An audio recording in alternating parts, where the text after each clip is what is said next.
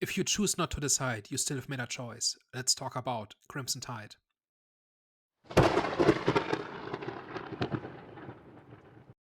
Hello, everyone. Welcome back. We are back, the Eye of the Storm podcast. Daniel, do you want to let the people know what we're here to discuss today? So, this is Have You Seen, in which we talk about a movie that some of us know well and others have just seen for the first time. This week, we are talking about Crimson Tide, which is a 1995 submarine thriller about the crew of a nuclear submarine who are deployed to during a Russian civil war in which rebels have seized nuclear weapons and have threatened, amongst others, the United States with those weapons. So the crew of this nuclear submarine are sent out and they receive an order to launch their nuclear weapons at the silos in order to destroy them before they can be launched. And then they receive another order that is interrupted because they're being attacked by another submarine. And a debate breaks out among the crew and among the captain and the executive officer about how to interpret those orders, with one saying, "We received a clear order. We have to launch the nukes. And if we don't, there might not be a country to go home to." Whereas the executive officer says, "We received a second order, so something must have changed. And if we get this wrong, we might start World War III for no reason." And so the plot then unfolds from there as these two officers kind of engage in an argument and a struggle for control of the submarine. So, what did you think of Crimson Tide? Personally, I think it's a really good, really well acted movie. I think it's simple in its idea, in its setting. Obviously, being based on the submarine, so very limited on the scope of where you can go, locations, and things like that. You're really confined to the submarine, and in those type of movies where you're limited in locations and settings, the characters really have to work, and the story and the plot really has to shine to, really make the movie come together. And I think they delivered. I think everyone put in a really strong performance. I thought again it was like quite simple in its debate over, and I think I say simple not in a negative way, but simple in as in it's easy to follow sort of the story and the debate, and it was very simple in terms of, like you mentioned, one set of orders came in saying that they should attack, and then the other one was interrupted, and it's okay. It's now a dilemma. What do you do in that situation? You've got millions, if not billions, of lives at stake, and one decision, either way, can completely change history forever. And the characters have to wrestle with the idea and essentially try to make the best of that situation. And I thought it was fascinating. I thought it was interesting. I thought it created good talking points. I thought it created a good debate in terms of perceiving war, in terms of decision making, and being absolutely sure and really taking your time to actually understand the full scope of the situation before fully going in any direction, because again, once you commit to something, that changes history forever. So I thought on that level, I thought it was a very, very enjoyable movie. Yeah, I think this movie really lives by the argument between the two characters and the way the two characters are kind of brought to life, right? Like you have to really get a feel for who they are and why they do what they do, because if their decisions and choices don't make sense, then the entire movie doesn't work, right? And I think this absolutely works in that sense. And like I said to somebody the other day, like this could be a stage play where it's really just the two people arguing, right? And then there's other characters who kind of give them updates about what's going on, and that informs their choices and how they update kind of their perspective on what needs to be done, right? So like I really like small movies that happen in one place with a small number of characters and they just have choices to make, and they're put in a stressful situations and they have to kind of cope. And that is something that this movie I think does really well.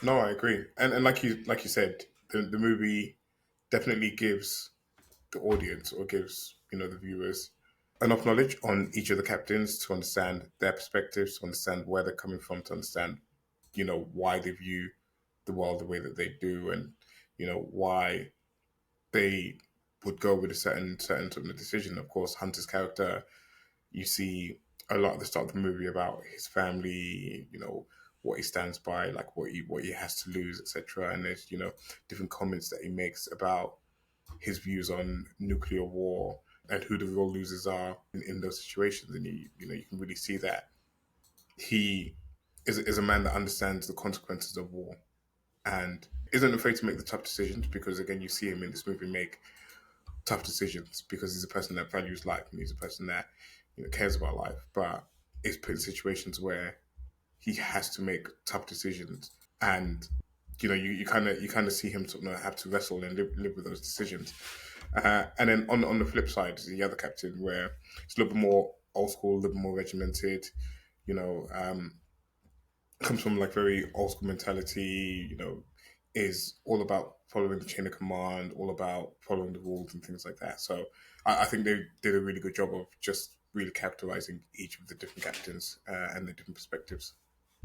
Yeah, I think that really hits the nail on the head of why this movie works, which is that both of them have a point, and they might not like. I do think it's a cop out a little bit in the end, where they say, "Well, you were both right." Right? It's kind of a cop out, but at least in the moment, both of them have reasons. Both of them have good reasons, and both of them come at it from a perspective where they say, "If this other person gets their way, then terrible things would happen." Right? And it's not clear that either of them are correct because, like in the scenario in which now these Russian rebels really are launching nukes, then there is not like you can't wait, right? You can't wait for confirmation. You can't talk it out. You can't wait until everything is fixed. You kind of have to act in the moment. And if that is what's actually happening, then the consequences of not doing what the captain is wants to do is in fact disastrous, right? So I think that really that is really the reason why I suggested this movie, which is that so many movies kind of don't really do this, right? Where one person is clearly right and the person who's wrong needs to be overcome and everything is fine once the correct person is in charge or gets their way or whatever. And this movie is not really like this, right? No, I wouldn't say it's like that. Even though I did feel like, or I did get a sense that Hunter's character was probably correct, and it would turn out that the second message would be that they should stop the attack that they were about to launch. Even though I kind of had that feeling during the movie, it's not like they portrayed Frank in a super negative or super evil light where they made you dislike him for the sake of disliking him because you need a hero and a villain in the story. It's like again, you can see things from his perspective. You can see how he feels he's right in the situation, and he isn't super callous. I mean, he does come close to it when he puts the gun to Welps. I think it's like Welps or something like that's head, and then the other crew member. But you can almost kind of see that he's half bluffing, but also he's not, because the fate of the world is at stake, and he believes he's completely right, and he needs to launch these missiles ASAP. But they don't characterize him as super villainous or evil or just doing bad things for the sake of doing bad things. And even at the end, when they're at the showdown, he kind of still, once he sees that they've got the radio back up and running, or once he sees that Hunter's so steadfast on getting the second message, and the information coming through is that they're working on the radio and they're about to fix it and it's close to it, he allows time. He allows time and room for him to be wrong, so that they don't have to launch the codes, launch the nukes at the site. Yeah, it's a little bit convenient, right? Like where kind of the resolution comes down exactly at the moment, like just in time, right? Because they have this countdown where I say, okay, for like 1 hour after the rebels start fueling the missiles, like that is our window to destroy them, right? If we go over that window, they can launch before we get to them, and they have like 3 minutes to spare or something like that, right? So it's leaning on the scales a little bit. There's also other ways where I think there's one thing that never gets refuted where Hunter says something like, well, first of all, we have satellites watching us, so if they see us not doing anything, they know something is up and they will try something else. And also there's at least two subs or multiple subs that are sent on this mission, and so if we are compromised because our communications are down, then the other one should be fine, right? And that one is also being watched by the satellite.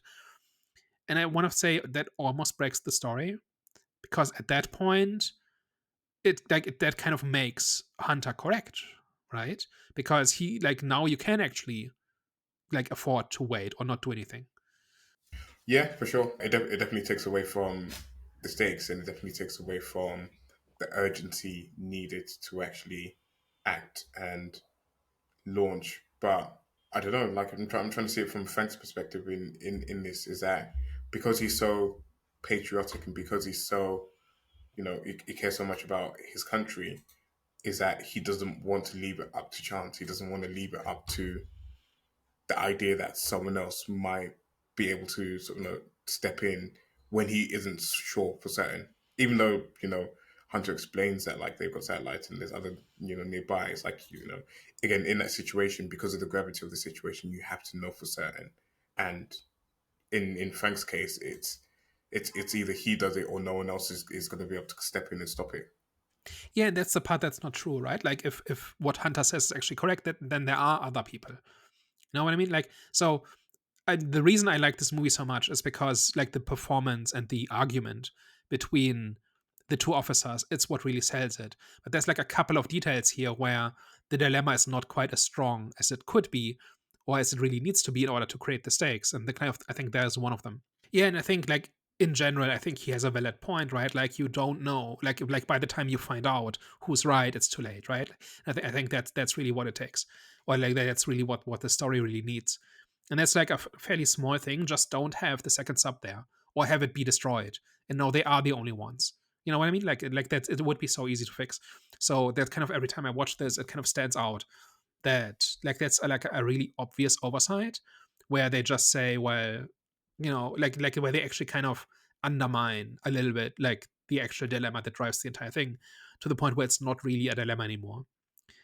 One of the things I really like about this is how much they care about the process, right? So, like the entire movie is really about uncertainty and about not making mistakes, right? And one of the ways in which this is reflected is that we see them go through like there's this elaborate process, right, where they receive the order and the order comes with a code and the code has to match like an authorization that they have on board, and three people or four people have to confirm that the code is legitimate and so it's a real order, and so they do it, and there's an entire thing where one person unlocks the safe, gives it to the captain, and all of these steps, right? And these are all designed to prevent mistakes and prevent the wrong person doing the wrong thing, right? It's like not some cowboy pressing a red button. It's like it's like a 27 step process that's designed to you only use these weapons if you really have to, right? And we see them go through this process three times.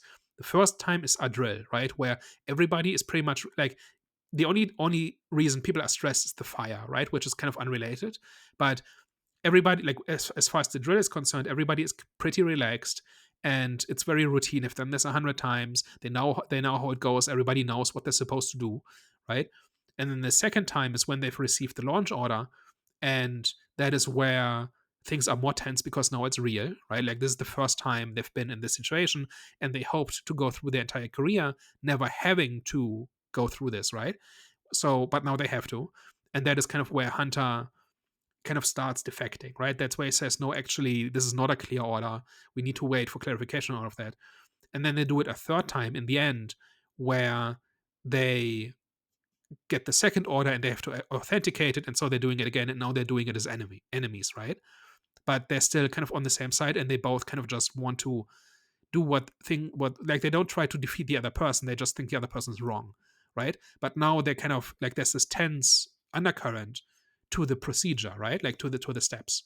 And I always kind of really like this where we kind of get like the rules are explained like in a safe context, and then when it happens for real, we don't need any explanation. We already know what happens and we know why it's important that the executive officer does not repeat the order and stuff like this, right? Because we've seen them practice it. So I think that's a really big part of the movie where number one, it's really well done and it's really tense and it's kind of fun to watch like these professionals do kind of their thing. But then also it kind of has this effect of kind of explaining the rules of like what is supposed to happen. And then when it doesn't, we understand why it's significant. And what I actually liked about it, and it's just a small detail, was like the first time that it happens on the executive order that they receive, as they're reading out the code to authenticate it, they show it on the piece of paper, just kind of again like emphasize the process and emphasize the steps that they're going through. But then on the last shot, on not the last shot, but the last time that they do it, when they get the last order in, is that they focus in on the characters' faces and they focus in on just like them in that final moment of that final confirmation as to which direction they're going to go. And it's a small detail, it's probably a little bit insignificant, but I just liked it. I don't know, I liked it a lot because it's just like really centered on the characters in that last time. And again, it's like they've trained the audience. We don't need to see it on the sort of piece of paper. Them understand sort of them authenticating the code that's on the piece of paper. It's that they're just reading it out, and you understand the steps that they're taking. You understand what they're doing as they're reading it out. But we then have that nice moment where we can actually really focus in on the characters as they get the sort of realization that they don't actually have to launch the sort of missiles at the nukes. Yeah, that's a good catch. Another one I caught is that every time they do the drill or every time they go through the sequence, it's a little bit slower and people make more mistakes. Right, like the first time in the drill, everybody it's kind of a game, right? Like they've done it many times, and everybody kind of has their thing, has their part ready. Like there's this one where kind of the two officers kind of read out the codes, and then they have to agree, and then the executive officer has to confirm again, right? And then when it happens for real, they hesitate a little bit. They're just a little bit slower. I think one of them stumbles over the words and has to repeat, and it's just slower. And like that, really, like because we've set a benchmark of what this is supposed to be, then when it's a little bit slower and a little bit clumsier, it's like like that kind of under like reinforces the idea of what these characters are thinking, and now they don't have to say it. And I think that's like a thing that the movie does really well, is really show the characters wrestle with the situation that they're in or wrestle with the decision that they have to make. I think the one that I noticed the most was Welps when they're running the coup and they have to get him on board because he has the code, or he sort of knows the combination to the safe to be able to get the trigger or something like that. I can't remember what it is, but they really narrow in on him and his emotions and the dilemma. And I think someone says to him that, think about your family. And he's like, that is what I'm thinking about. He is thinking about his family on both sides of things. And again, he's like a good a representation of someone that's almost like stuck in the middle as to which way they lean, because he kind of sees it from both sides. If he can prevent launching the missiles at the nuke site and preventing a war, he would rather do that. But at the same time, he also has to think about his family, and that if he doesn't act, then these nukes might be sent to America and they might kill his family. And you really see him go through the struggle of not wanting to turn his back on Hunter and not wanting to turn his back on that possibility, but at the same time realizing that the second message really didn't come in and the current orders are to launch the missiles. And if he doesn't, then he might lose his family. So I thought that was like a real highlight of the movie.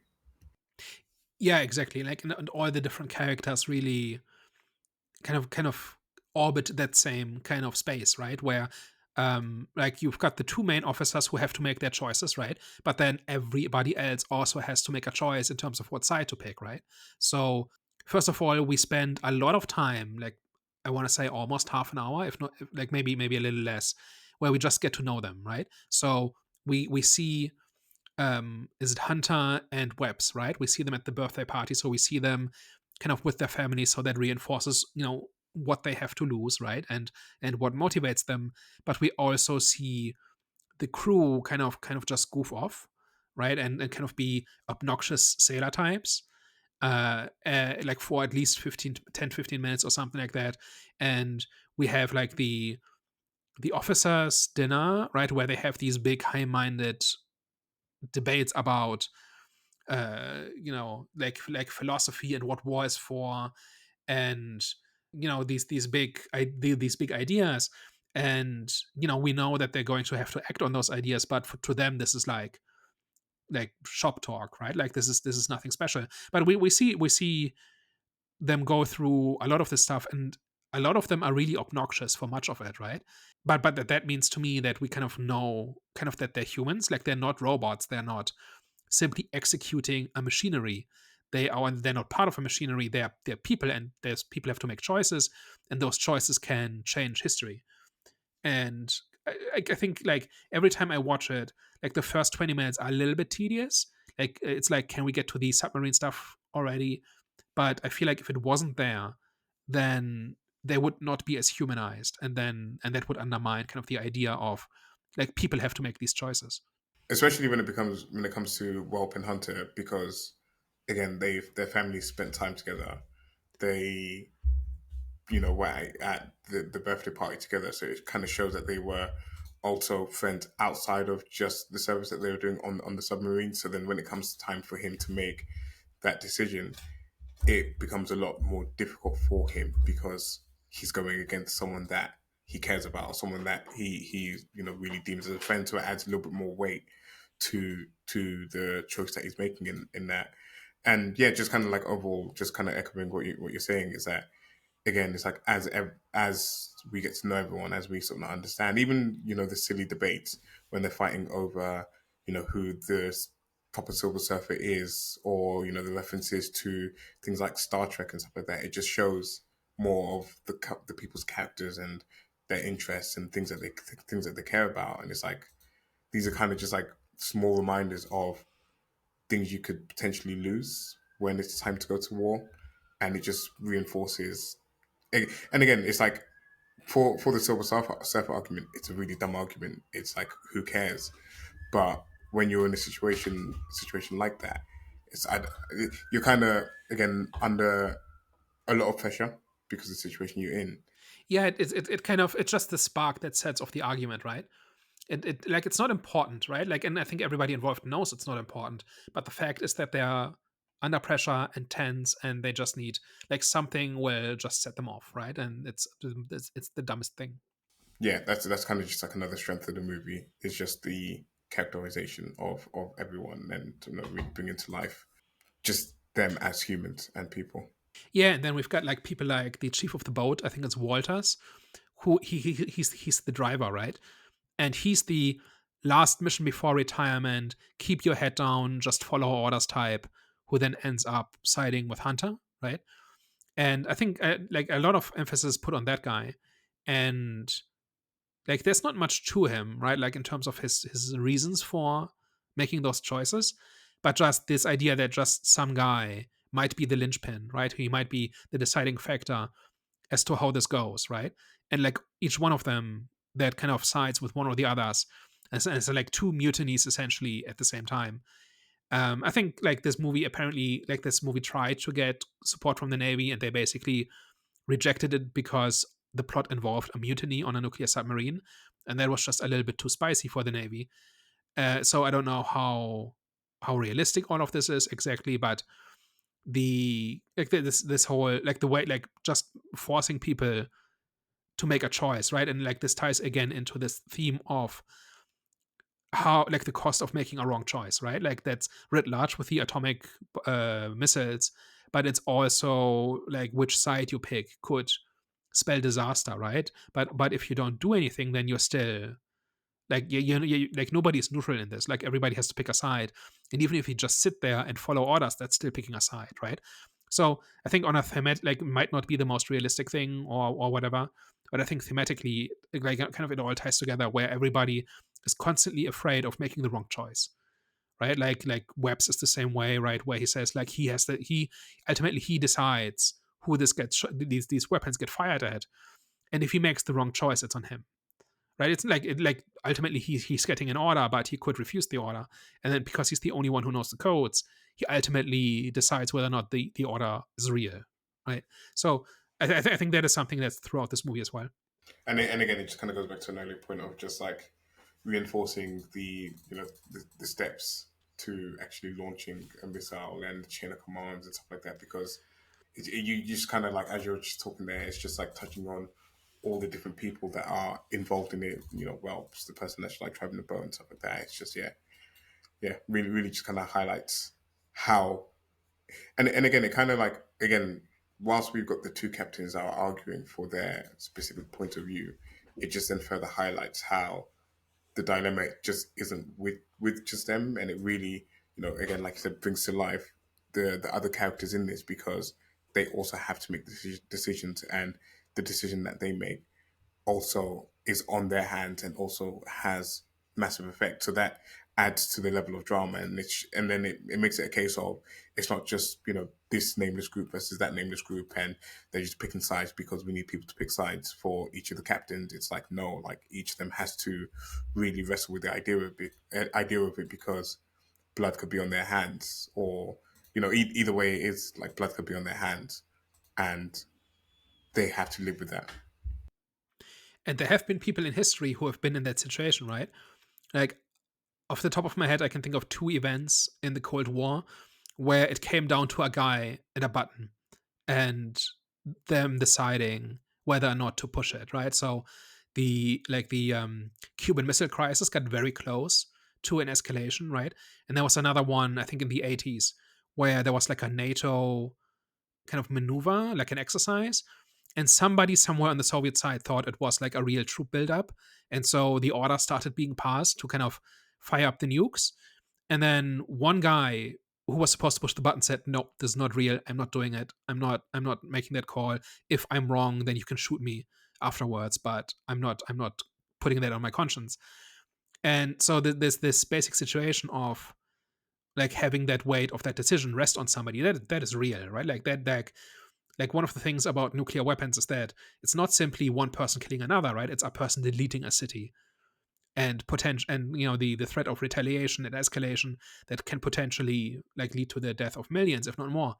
It's like the amount of responsibility that sits on these people is incredible, right? And that is why they have this entire process, and that's why so many people are involved. So it's not simply one person having to make a choice, right? Yeah, and you're a bit of a history buff as well, because I know they did say in this movie that I think they changed the order of command or something like that, and it was now the president that had the authority to launch the nukes. I don't know what the current process is for that and how it works. Yeah, so that thing is not I'm not entirely sure about, because I don't know what happens if like communications are disrupted. Like, do you just not fire? Like do you not just not use your nukes in that situation? I know that there are countries like the UK has a rule where like there's like nuclear subs just cruising the ocean, right? Just and every morning they check if BBC Radio 4 is still broadcasting, and if it doesn't, they fire the nukes, because BBC 4, Radio 4 or whatever it's called has been broadcasting almost for 100 years every day, and if it stops, that means that UK is no longer exists or has been conquered or whatever, right? So their rule is check the radio. If it's not working, fire the nukes, because like so much has to happen, right? Like that, it can't be just like somebody, like there's a power outage and so the radio stops. Like there has a lot more has to happen, and the thinking is like this is the last thing that goes down. It did take like basically means London has been nuked, or like the country is occupied or whatever. It's like it has to be that bad for the signal to stop. So it's like, so I'm not, so for that reason I'm not and I think there's other countries too. Like if I had to guess, France probably has a similar policy, like and but I don't know that for sure.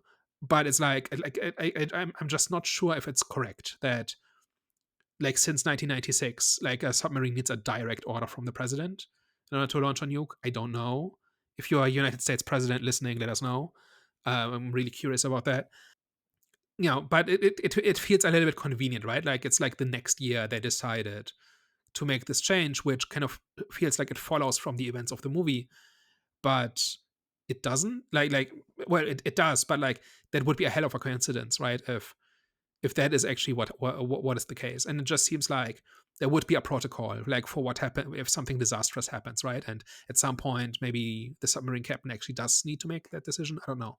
So but it's like this question of, okay, like we're now thinking about like the worst of the worst scenario, right? Like so much has gone wrong, like so much awfulness has happened. What do you do then, right? Like is there any benefit in actually still retaliating at that point, or is this just like this is just spite or whatever it is? But I don't know. Like it's I would have to double check if there if like what the actual rule is, and I'm not like and I've not looked this up before we recorded, and I don't think it's really all that important, but it just seems like, as stated in the movie, it feels a little bit convenient, where it kind of just basically says, well, we built this movie around this interesting dilemma, and we kind of explored what it's like the events of the movie are not really about, look why this process is terrible, because so much has to happen before it actually went that poorly, right? Like this whole thing about there being two orders and one of them is incomplete, and the XO and the commanding officer, they like the captain, both happen to disagree, and there's like the crew is split down the middle. Like, in order for this plot to happen, a lot has to go wrong, right? So I'm not even sure that, like, let's assume that, like, this is correct, like this is what happens. I'm not even sure it's like a reasonable reaction to an event like this, because it's not like a predictable like failure of the system, right? Yeah, no, I agree. I agree. Like you said, there's a few leaps that have to be taken before you actually get to a situation where you like he was in this movie, and I think you can kind of like forgive it because it is a movie. But yeah, no, just the whole like thing about who presses the button and who has sort of that executive power. It was just like kind of fascinating and something that I just kind of thought of as I was watching the ending of the movie. But I did have another question, and it was around Hunter's decision to close the hatch on one of the bays as three people were in there trapped. And that was kind of a time where you see him have to really make a tough decision, and a decision that went against what he was really about, because he was very much about preserving life and trying to save people, and trying to do things in the right way to help as many people as he could. Do you think that the movie did enough with putting him in that tough situation? Because I kind of think I kind of felt like it happened, but it didn't really change him, or nothing really changed after that particular moment, and I was a little bit disappointed by that. But again, correct me if I'm wrong on that. Yeah, so what happens is that there's like a fire. No, that's after they get attacked by the Russian submarine, right? So they get damaged, and there's flooding, and there's like three people trapped in this segment, and he has to kind of like close the hatch in order to prevent the flooding from spreading. And his choices are kill three people by trapping them in there, but everybody else lives, or have compassion with them, but then everybody dies because the hatch doesn't get closed in time, right? So I think that's just a way to reinforce the idea that when it comes down to it, he will do what he thinks is right, even if he doesn't like it. Right. So this is not, and the way this relates to the main argument of the movie is, he's not arguing against launching the nukes because he's some big pacifist, or because he can't stand the idea that somebody would use nuclear weapons. It's because he actually thinks this, like this is a mistake, right? Like, he does say in the beginning, when he has the when the two, like when the officers have this big argument over like what war is for, and they kind of quote Clausewitz, where they say, like, the purpose of war is not to kill the other guy, it's to achieve a political objective, and you win when you've achieved your political objective and the other side has stopped trying to stop you.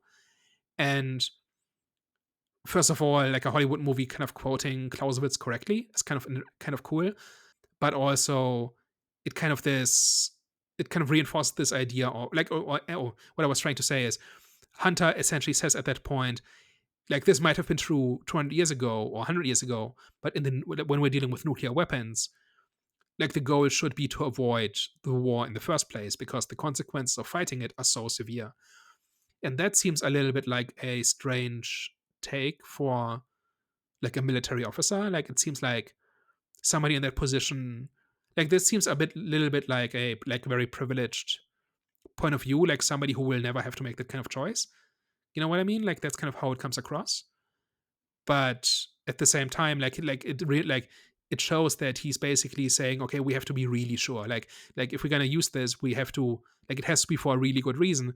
And the thing about the hatch, I think, reinforces the idea that when there is a good reason, he will get his hands dirty. He will do the terrible thing because it's overall for the greater good.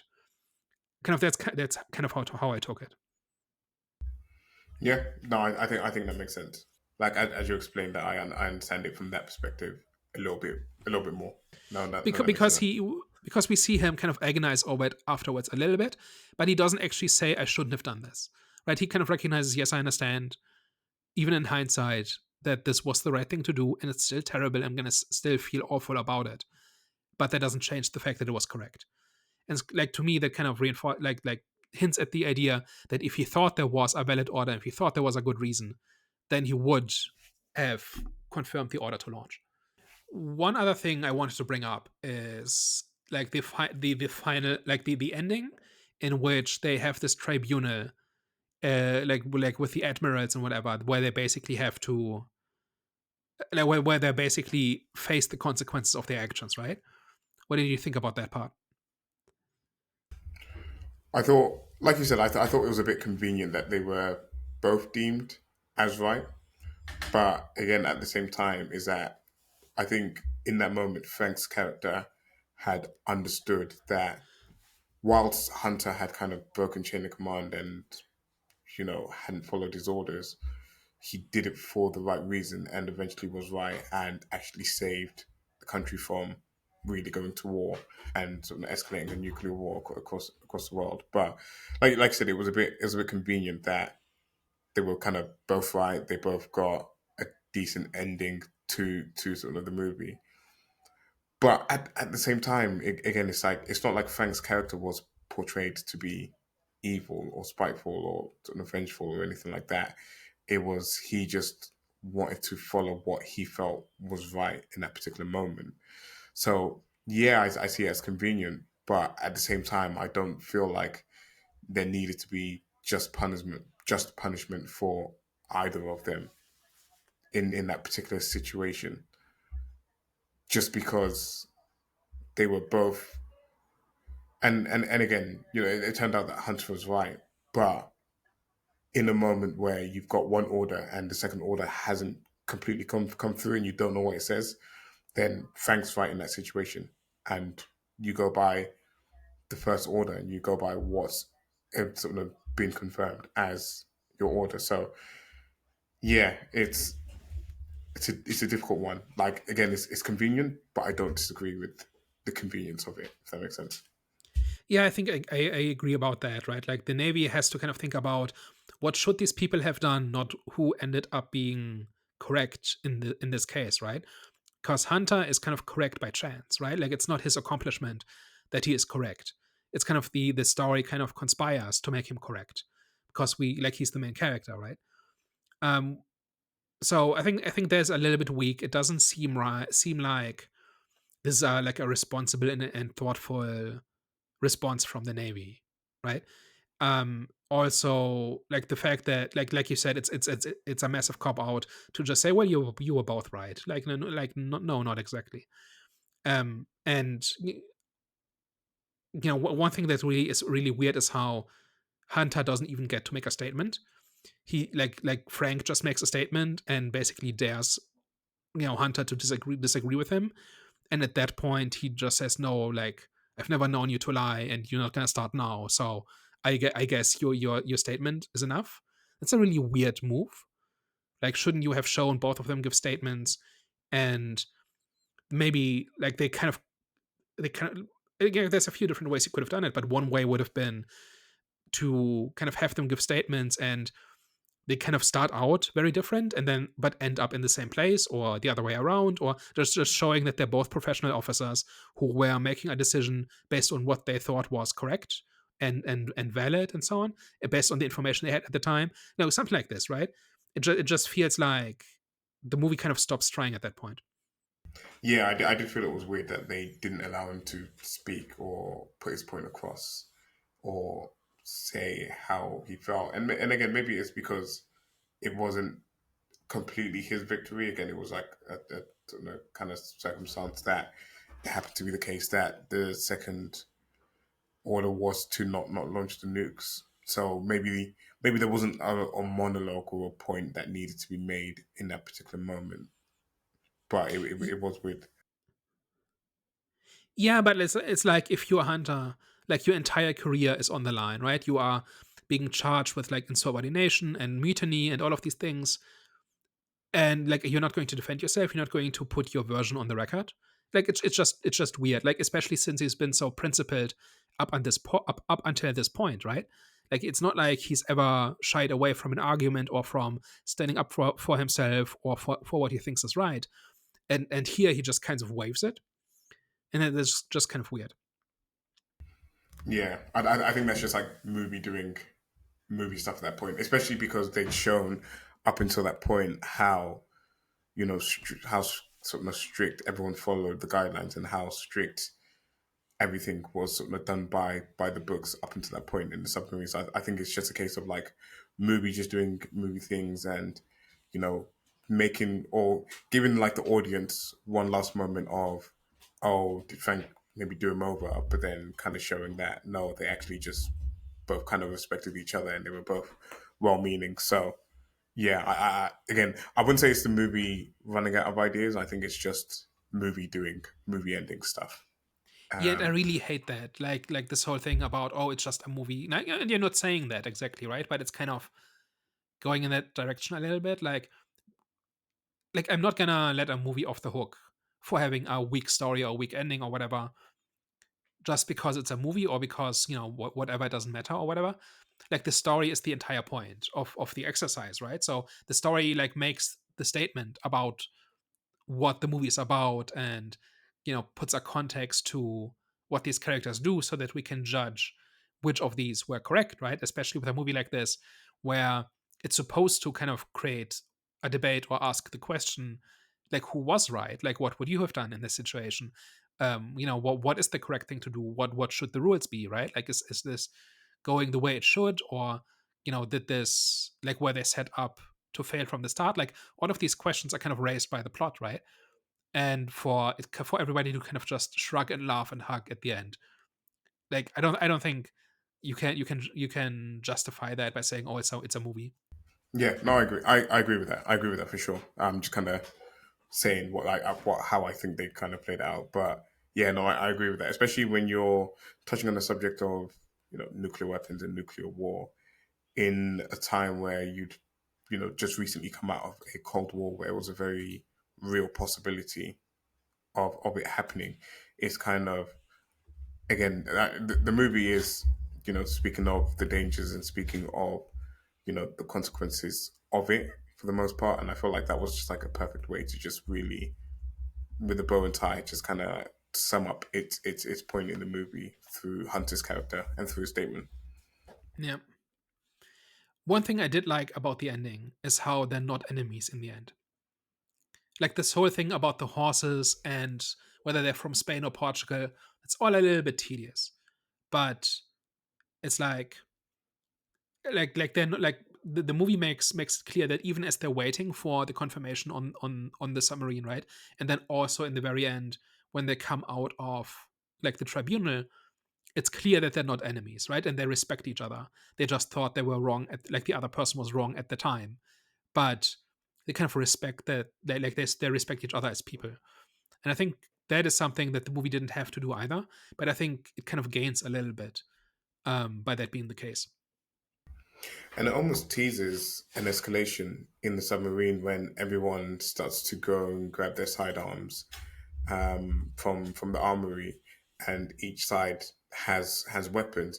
It almost teases to kind of turn into a bit of like action slop where you might have guns firing and people being killed on either side as they try to wrestle for control. But the movie shows constraint and it shows it shows some sort of control of itself by not letting it escalate to that and actually just having it be a bit of a standoff. And it almost kind of mimics a nuclear war, a bit of a Cold War, in a bit of a sense that both sides are armed, both sides have weapons that will change the other person's lives, and it's a bit of a standoff, and it's all it takes is one person to be trigger happy, and everyone, then there's consequences for everyone in that situation. So it kind of like mimics that a little bit. But yeah, I'm kind of glad that the movie didn't end up with a bunch of people having a shootout on a submarine.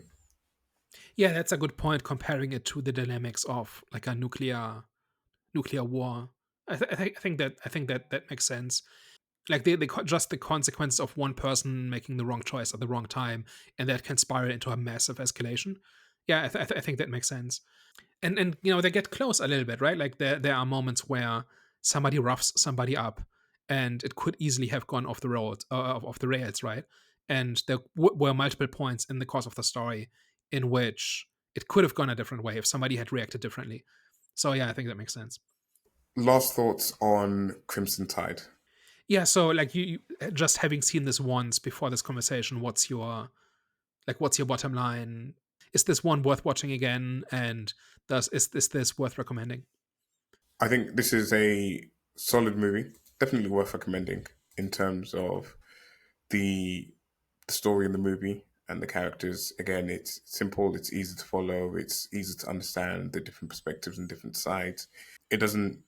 I think it kind of leans into one direction over the other in terms of its view on nuclear war and things like that, but it doesn't kind of really bash you over the head with everything that's like wrong with nuclear war and like the army being bad and war being it doesn't kind of preach. It just creates a debate. It creates a dilemma, and then it allows you to question what would you do in that situation and how would you react, and you never know how you would react. And I think the movie does highlight that as well, is that through the draws that they do, is like you never know how you're going to react until you're in the real situation. And then when you're in the real situation, the pressure mounts and everything becomes tense, and you know any move that you make completely changes everything for the rest of your life. So I think the movie does a really really good job of just portraying his characters, portraying the struggle of having to make those decisions, and just having to sort of wrestle with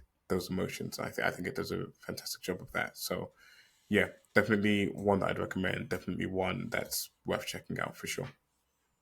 Yeah, I agree. Like, this is not the most hard boiled thriller ever. This is not the most accurate or hard hitting portrayal of like nuclear war or the risks of nuclear war or things like that. But it's just a really strong character, drama where you put two people like into a conflict, and they disagree, and the stakes are high, and they have good reasons for believing what they believe, and they will fight for what they think is right, and it just happens to be incompatible with what the other person wants. And that is kind of why I recommended this movie in the first place, because so many movies don't do this. They're very one-sided. They only let one side be right, or they only let one side be reasonable, and the other side in many cases doesn't even articulate its position to the point where it doesn't make sense that anybody would actually have it, because there's no reasons. like like your average movie, especially in the last decade or so, has really been like this.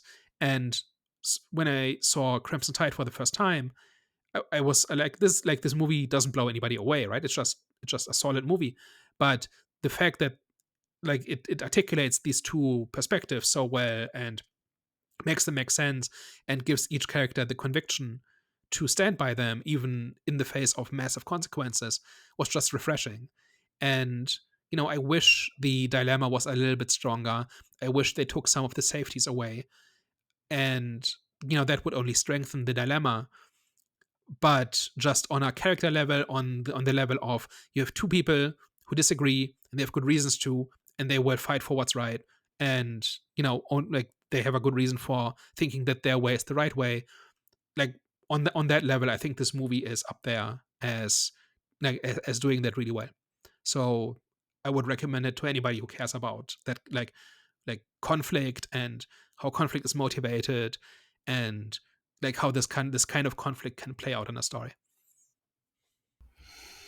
Yeah, they should make it a requirement before you create a Twitter account to watch this movie, so that people can learn how to have a healthy debate without killing each other online, and understanding both perspectives. Because, yeah, that's a whole other conversation.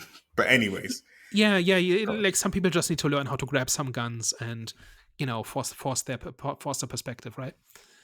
Exactly. Without killing the other person. With that, we reach the end of the episode. If you reach this part of the episode, as always, we appreciate your support. We appreciate you checking us out and supporting us on a journey. As always, if you enjoyed our discussion and you liked what we talked about today, you should probably tell a friend. And if you hated everything and you thought we were chatting a bunch of nonsense, you should probably tell an enemy. We are the Eye of the Storm podcast. Bye Heard bye. it first. Ciao.